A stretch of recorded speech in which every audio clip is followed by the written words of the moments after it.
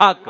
اب مسجد میں بھی علی ہے تو ممبر پہ بھی علی، کعبہ گواہ ہے دوش پیغمبر پہ بھی علی، ہجرت کی شب حضور کے بستر پہ بھی علی، جنت علی کی ہے تو کوثر پہ بھی علی، ہر جگہ علی ملیں گے نہ دامن بچائیے، بچنا اگر علی سے ہو تو جہنم میں جائیے۔ جی قبلہ بچنا علی سے ہو اگر تو جہنم میں۔ اچھا قبلہ مصرع بڑا سونا ہے لیکن مجھے اس پہ اعتراض ہے، میں نے اپنا اعتراض پہلے بھی عرض کیا ہے، بچنا علی سے ہو تو جہنم میں جائیے، یعنی کہ شاعر کا کہنے کا مقصد یہ ہے کہ ایک واحد جگہ جہنم ہے جہاں علی علی نہیں ہوگا، پر میرا عقیدہ یہ نہیں ہے، نہیں وہ جو شاعر وہ فرما رہے ہیں بچنا علی سے ہو تو جہنم، میں کہتا ہوں نہیں، دنیا میں علی علی ہے، صحابہ میں علی علی تھا، تابعین میں علی علی تھا، اولیاء میں علی علی ہے، مومنوں میں علی علی ہے، زندگی میں علی علی ہے، بعد زندگی قبر میں علی علی ہے، قبر کے بعد حشر میں علی علی ہے، صراط پہ علی علی ہے، اور میزان پر علی علی ہے، اور جنت کے دروازے پہ علی علی ہے، جنت میں علی علی ہے۔ کیسے علی علی ہے؟ کوئی ایک موالی سے پوچھے گا اے علی کے ماننے والے کیسے آئے؟ وہ کہے گا میں علی کو مولا مانتا تھا، میں علی کو نبی کا آخی مانتا تھا،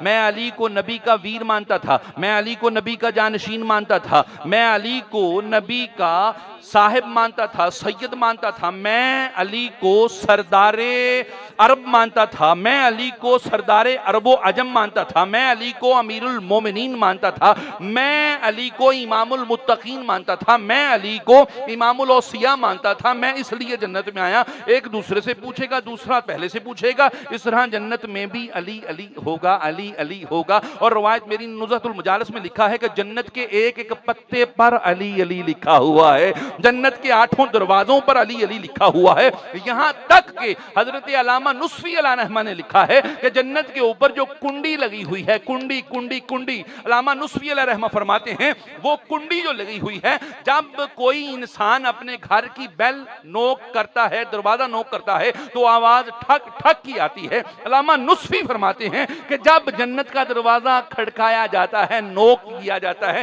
دستک دی جاتی ہے، آواز ٹھک ٹھک نہیں آتی، آواز آتی ہے یا علی یا علی یا علی یا علی یا علی یا علی۔